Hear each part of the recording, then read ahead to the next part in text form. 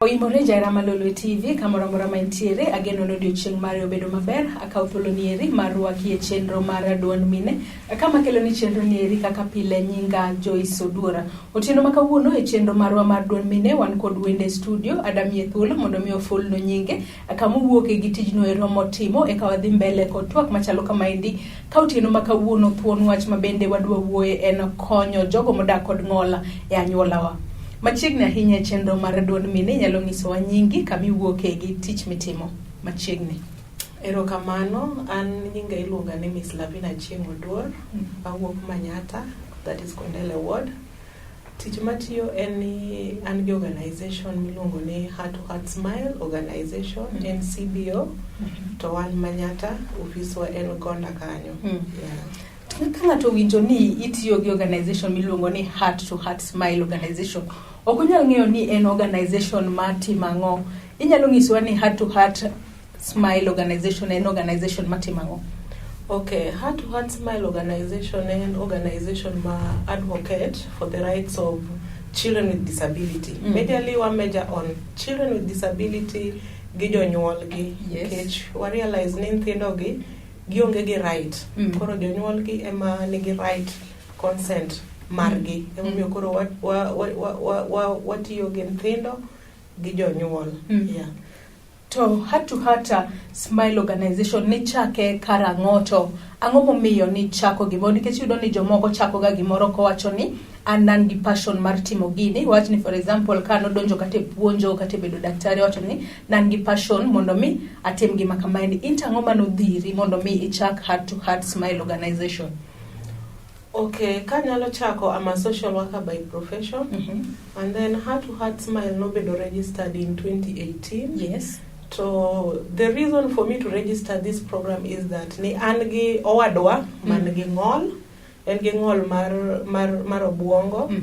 So as a family kane wadongo to ne wan gi challenges. Naneno ka kata osiepe ne owe obiro lemo minwa, relatives no we bire odwa nikech owadwa ne chopo sama koro okweny no nyalo kata goji kata wano goyo waga. Koro even within the community ne waneno ka ji frustrated, ji thage, ji anye ni wira chango. Koro mano nomiyo nabet piny mawacho ni ma en passion mara, we achak program nikech nitiere mine be, nitiere families mabe neno these challenges. That is why nachako Heart to Heart Smile organization. Yeah. Atokoro iwacho ni chake nikech owadu ne nigi ng'ol mar obuongo. Koro seche mani chako organization machalo kamaendi, gin nyithindo machalo manigi ng'ol machalo nade ma ikaw mondo mi ikonye kose gina joma nigi ng'ol duto? Okay, ka chako ng'ol, wan gi different types mag ng'ol. Yes. Wan gi ng'ol mar obuongo, wan gi ng'ol mar ng'ato ok winji, to wan gi ng'ol ma ng'ato mok nya wuoyo, wan gi ng'ol mar skin color, albinism, wan gi ng'ol mar choke, joma mok nya wuotho maber, to wan gi ng'ol moting'o gigi te. Ing'ayudo ni ng'ato en gi multiple disability. En ng'ato achiel lakini ok owinji, ok owuo, ok owuothi, to onge gima onyalo timo. Yeah, koro wan gi different types of disability ma jogi te I look for their rights. Yeah. To ere kaka iyudo nyithindo machalo kamaendi kata joma chalo kamaendi mondo mi imigi kony makare? Okay, kaka yudo gi en ni through social media, ji ong'eyo gima timo. Iyudo ka ng'ato gocho ni kata from Nairobi, ng'ato gocho ni from Nakuru, ng'ato gocho ni from Siaya, because they know gima timo. And then even within the community, like kaka Gonda, within our community, and gi over 100 nyithindo man gi disability. Koro what we do, wakaw data gi, nikech pod waonge funds. Wakaw data gi, to wabet gi data gi office, so that inyalo yudo ng'ato manyalo konyo. Koro at least wan gi data gi, wabong'iyo data to iyudo ni ng'ato dwaro wheelchair. We look for somebody manyalo konyo that part of wheelchair. Yeah, koro mna kamano. Onge financial nini mawamiyogi. En mana konyo through linkages. Nyathino ne ubeni dhi school. Atudogi gi Joyland mondo dhi for assessment.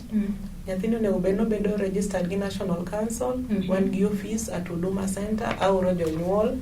to nyathino onego bed ni itere ruecho nikech ng'eni nyithindo gi nyaka rwagi manigi physically disabled. Wangiso janyuol ni nyathino onego bed ni tero mondo rwaye e suptal. Koro mage gik ma watimo negi. To thoth iyudo ni jonyuol manigi nyithindo manigi ng'ol moko kuomgi wigi kuot kata giluor mondo mi gigol nyithindo gi oko. Ere kaka uwuoyo gi jonyuol gi mondo at the end of the day accept nyathine ni mondo ochak rite makare kata otere kuonde mopogore opogore miwacho ni onego bed ni tere maybe kata e school kata mondo mi orwaye yo makare? Koro watiyo gi chiefs gi sani at least wan gi village elders. In fact gimoko ni officer omakre gi office village elder. Koro these cases are being reported. Ka gisebedo reported to we do a follow up. Wadhi ma walim janyuol ma wapinji ni ang'o miyo nyathini olorne, to jok mok dwar be wakaw negi atua nikech nyathini en gi right ka nyithindo moko. En gi right madhi e school, en gi right mondo owuog oko, en gi right madhi e suptal. Koro through the chief's office, through the village admin office, you know, some cases are being referred to us. So we do home visits. Yeah. To in kaka ng'ano ma wanyawacho ni machiegni kod jogo modako, be nitiere case moro ma ise handle mane lit ni mogik minyalo gombo ni inyise jopiny mondo ijiw kata jomoko mondo kik pan nyithindgi manigi ng'ol? An gi cases mang'eny, but abo wacha achiel. Nitiere nyathi moro mana konyo nikech ing'eni disability with early intervention cases gi inyalo los. Nitiere cases ma inyalo tere suptal ma nyathi dongo maber, but yudo ka janyuol pando nyathi. Nitiere case achiel mana konyo mama miyo moro nonyuol gi 3 days old. Nonyuolo nyathi man gi spina bifida. Spina bifida ni okuot e tokka. Kar mondo odonge i spine to okuot. Koro akonyo mama no mana through social media nikech naonge finance.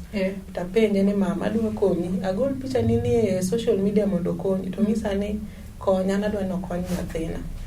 Magoye picha makete social media. Ma mine no gochone nikech ing'eni mine oherre. Na poste 2 pages, Kisumu Dad gi Kisumu Moms, but Kisumu Dad there was no response. Kisumu Moms people responded, jok moro ni 50, jok moro 20, jok moro siling 10 moyudo 20,000. Motero wang'ise ni kiyudo pesa tibi gochna. Motero nyathino Kijabe, motimne surgery. Ma nyathino sani bere mani koro wadwa mondo kako nyalo dhi e school. It's now 3 years back. In 3 years back. In 3 years. Koro I'm still communicating emenge and mani gionge ka igen Vihiga. Yeah. Oda timo follow-ups in case we don't just leave. We do follow-ups. Koro all them are bad. Yeah. Thothne yudo ni iwacho ni organization mar Heart to Heart Smile organization uchiwo kony ne nyithindo gi kuonde ma gintiere. Kopogore gi kony mar dhi e school kata mar mondo yuda kad mar jogo modak kod ng'ola, be nitiere kony mopogore opogore ma umiyo gi to gin kony kaka mage? To ere kaka ineno ni nikech inya yudo ni inyalo tero ne nyathi kony to kony mitero ne nyathi no konye maybe konyo nyithindgi machielo maonge kod ng'ol. Ere kaka u make sure ni kony mitero ne nyathino okonyo ma nyathino manigi ng'ol kende?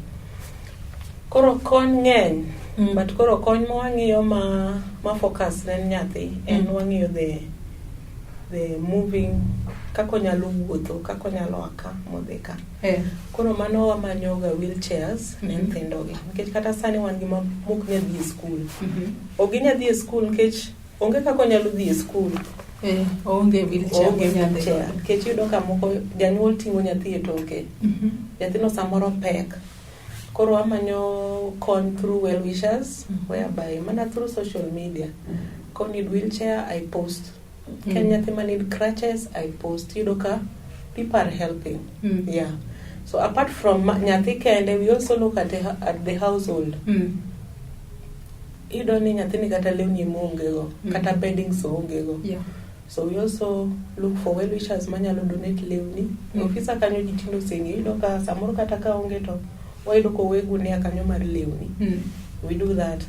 And then also through the National Council for Persons with Disability, mobedo registered. Yeah. I follow up with the office whereby giyudo kapo nitie cash transfer. Imiyogi kaka COVID nyocho obiro ka okwang'eyo. I followed up mantiere nyithindo household mane yudo pesa, mane miyo nyithindo man gi ng'ol kata jonyuol. Yeah. Ne giyudo. Sani wa follow up mar fees. ka in registered, wan gi forms wagolo from the National Council, ifilo titero, it pays for fees. Yeah. Erokamano. Wadwa dhi yueyo matin ka waduoga dwa ni nyisa nikech inya yudo ni nitiere janyuol moro manigi nyathi mane kod ng'ol to seche moko okia process monego bed ni oluwo e seche go eko ma mondo mi o register nyathine ni e yo makare mondo mi oyud kad ma onyalo yudo go kony e sirikal mamalo. Wakaw yueyo matin kaeto go duogo mondo ipimnwa kanyo maber. Ajanino Malolwe TV wabiro kaw yueyo matin kaeto biro duogo e telo mar ariyo mar chenro nieri mar duond mine. Aka studio mar otieno makawuono wan kod Mikai Lavina Chieng' Oduor ma bende timo tijno ero mar konyo jogo modak kod ng'ol e anyuola masani. Kik idhi mabor.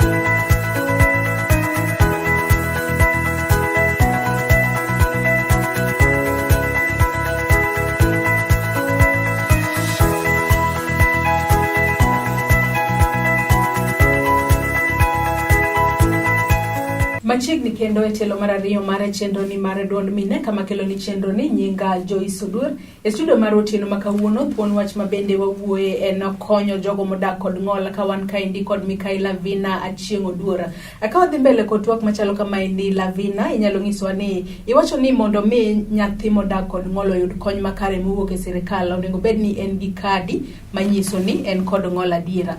Ere yo ma janyuol onego bed ni luwo mondo mi nyathine oyud kad machalo kamano? Mondo janyuol omi nyathi oyud kad en ni nyaka obed registered. Registration is medical registration. To registration itime Russia. To itime ga on Mondays kende. To Monday itime from sa 1 nyaka sa 4. Koro ka janyuol indi nyathi man gi disability, there is registration that is matimre Russia Hospital every Monday. Koro janyuol onego bed ni tero nyathine kanyo mondo bed assessed gi daktari. To ken daktari achiel, en ga team of doctors. Nikech yudo ka nitiere orthopedic mang'iyo choke, nitiere daktari mang'iyo wang', nitiere daktari mang'iyo the speech. Koro gin ga different doctors titimega every Monday. Yeah. To gin requirements kaka mage ma janyuol onego bed godo kotero nyathine, to be nitiere pesa moro monego chul kositime nono? Ok time nono, but with the UHC at least anie itulo inyatingu 300. Idhi gi 300 asto nyathini kosenegi daktari chula 300 to process no chako. Koro kiseyudo that medical assessment report, itere at Huduma House, National Council for Persons with Disability, whereby kuroke dhi to gibo ngise ni idhi gi passport photo mar nyathi, gibo mi form gi document ma yagode subtal. Yeah. Ere ber mar mondo mi ng'ano modak kod ng'ol bed gi kad machalo kama endi? Ber kad no en ni kin gi kad no nyiso the nature of disability min go.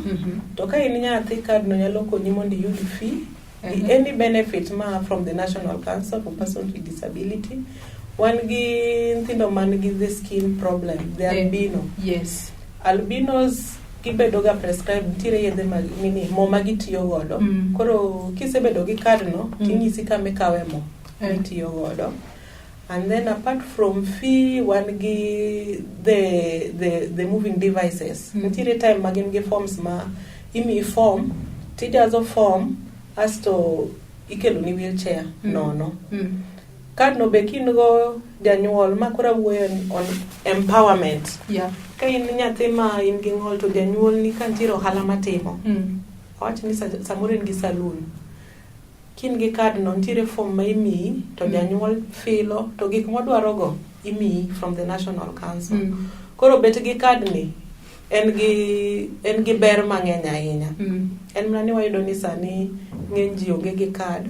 Nikech time ma ineno godo ji e subtal tin, okata out jomoko. Yeah. Koro as an organization, we are trying to organize mass registration mondo at least ji mang'eny mondo bed registered gi daktari. Koro nyocha wuotho e hospital ma wuoyo gi daktari ma is in charge of APDK. Mongisa ni we can wanyalo ndiko budget mondo registration otim. Yeah. To na wuoyo nyaka gi Jatend National Council mongisa ni once was one ready, so we just inform them. Give be a ground and then timo registration as a whole. Koro registration no podwa pange maka ubo bedo ready abudugo ka mondo aland ne ji mondo ginge kuonde mitime registration. Yeah. Erokamano. Iwacho ni in gimomiyo ne ibedo gi chuny mar chako organization mar jogo mag konyo jogo manigi ng'ol mopogore opogore en nikech ne en gi wadu moro manigi ng'ol. Tiyudo ni kaka in ma ionge ng'ol moro amora, ere kaka ji nokawi e seche mane bedo idwa chako organization ma kamae, nikech yudo ni thothne ji wacho ni joma nigi ng'ol ema nyalo konyo joma nigi ng'ol wetegi mondo oyud rights gi e yo makare. Ere kaka ji nokawi e seche mane idwa chako organization machalo kamae, to ere kaka ni kala apaka machalo kamano? Kalo tase kale mang'eny, kata sani poda kale mang'eny, ji oketo ni it is nothing for us without us. Yes. Even jok mo wacho ni nothing for us without us, jok mano nyuologi, were they disabled? No. They were not disabled. Koro I'm fighting this thing kech gin be kata magi wacho ni nothing for us without us, jonyuol gi onge ng'ol. Koro momiyo ang'iyo ratiro mar nyithindogi. Nikech gin be yudo ni ng'eny gi nuko dhi skul e wang' sa. Noketgi aside. Jok ma e family gi mano kong'ole mano tero skul. Koro anto sani a fight ni nyithindogi onego dhi skul. Inya yudo cases, an gi cases mang'eny, an gi nyathi mane janyuol okwedo ni mano weuru puonjoge kuma bodhie. Sani ka nyanyiso ni nyathino sani tiyo Skylark na process ne modhi vocational training ma yudo ne attachment, ma yudo ne tich. Otiyo Skylark. Sani ene ma okonyo dalagi. Emomiyo adwa nyiso jok man gi nyithindo man gi ng'ol, nyathini no Nyasaye onge gimomiyo nomiyi nyathino. Koro kik iket ni nyathino onge gima nyalo timo. En gi skill, kata konya somo, nitiere gi lwedo monyalo timo maber. Koro jonyuol ma pando nyithindo e ot, gigol nyithindo oko. Ando poda kale mang'eny, kech wacho ni ana onge ng'ol, to I fight for the rights of disabled. I might not be affected, but I'm infected somehow. Kech nyathiwa nigi ng'ol to wadak kode. My mother face a lot of challenges. Koro it cuts across. Yeah. Eto tich mutimo ni otek ahinya nikech konyo jogo modak kod ng'ol kuonde mopogore opogore. Akiya nitiere achiedh nade kata challenges mikale gin kaka mage? Okay, challenges kech kana register this organization, na register kech I was passionate. Beji ong'eyaga ka dhega kuonde meetings to iluonga ni disability, lavi na mental, jok malunga ni mental, ging'eyo jok malunga ni heart to heart. They make fun kech they know. Koro challenges mantie ni at least na yudo space kama wanyalo time activity. Another challenge is wonge funds. This is passionately driven. There is no funds to ntiro madwa dhi school. Ma jonyuol duongo na ni lavena nyathina ni dwa dhi school to kanyal. Kech disability chiegni gi poverty. Ng'eny jonyuol gi ok nyal. Nyithindo mang'eny ok nyal dhi school. Jonyuol ok nyal afford. Koro challenges and there's a lack of finance to do all those. There's a lack of empowerment for the caregivers. Kechinyocha form nyaka support groups whereby every Wednesday waromo gi jonyuol. Every Wednesday makini waboromo kod on Wednesday, but on Wednesday waromo kodgi from Saboro nyaka Sapar gachiel ma wan gi table banking ma waran at least waromo kamoro achiel. Koro challenge en ni kanyalo yudo jok ma bring wa together mondo wachakata business moro mondo jonyuol gi obed empowered. Ng'eny gi onge tich. Another challenge as an organization en nyithindo gi onego bed ni gidhi for physiotherapy. Parents cannot afford. Yes, it is free, but nyathini kidwa tere physiotherapy nyaki haya tuk mondo iting'e, ok ibi ting'e toki. Kata kiidho mtoka iyudo ni chulo diriyo nikech nyathini. Koro mago challenges. To as an organization in future, that is my vision, is to have a sheltered workshop kama gibire to itimo negi exercise. Kata nyithindo gi inyalo kelgi to gibet kamoro achiel, nikech iyudo ni janyuol weyo tich nikech nyathini. Nyathini ng'eni en ng'ama nyaka ibed kode sate. Kiweye, wan gi nyiri mabedo defiled, wan gi nyithindo man gi disability mosenyuol. Kipenye kata wuon nyathi okia. Nikech janyuol ok nya weye. Koro kane wanyalo bedo gi space ma nyithindo gi biro to kata gitimo tijegi, at least it could be better. But koro mago challenges ma I know in future God will open doors for that. Yeah. Akawa dhika watieko inyalo ng'iswa ni maybe kwayo mane minyalo bedo godo ne maybe sirikal ko mondo mi okony organization nigo mondo future plans gigo maybe obed maber kata ochop kaka idwaro.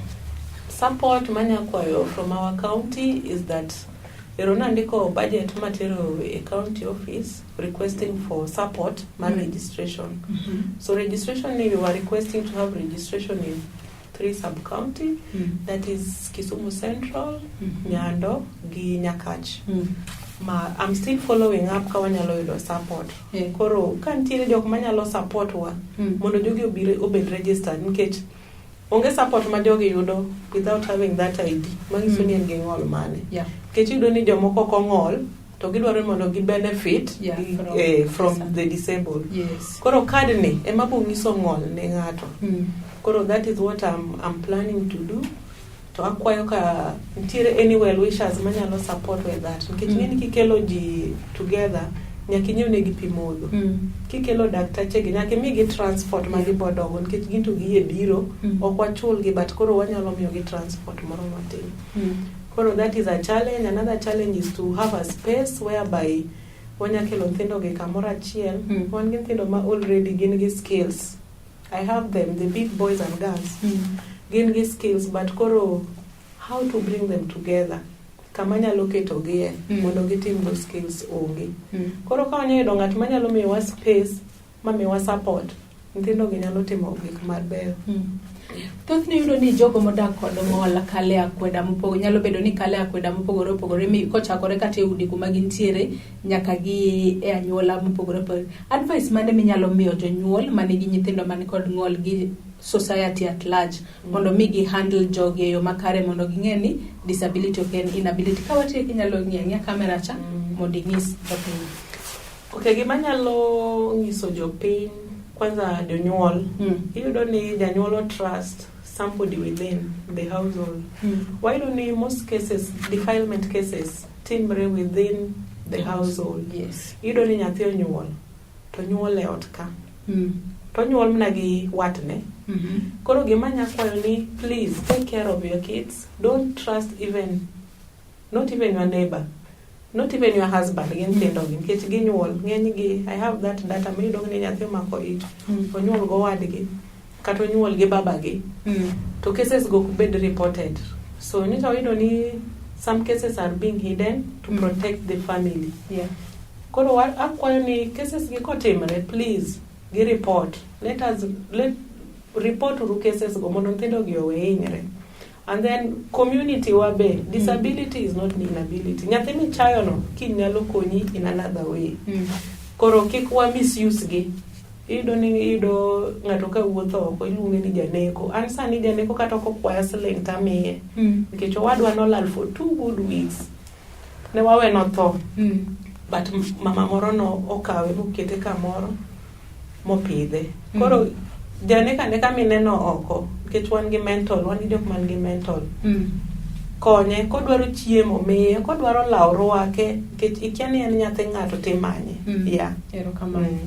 Jaera Malolo TV de wagomba ahinya dhi mbele kod twak machalo kamaendi, lakini nyisa ni sa marwa mano miyo oserumo. Gikanyo mwachopo godo e giko mar chenro mar duond mine ma bende ne waikoni e Lolwe TV otieno ma kawuono kane wan kod Mikaela Vina Chieng' Oduor ma bende timo tijno ero mar konyo jogo modak kod ng'ol e anyuola wa masani. Mana kaka iwinjo kowuok kuom Lavina, in kaka janyuol kik ibed kod wich kuot kapo ni in gi nyathino modak kod ng'ol. Kony nyathino e yo makare nikech en bende onyalo konyi kijiwe e yo maber. Nyaka kendo waromo odiochieng' machielo, oriti masani, nyinga Joyce Oduor. Erokamano. Asante.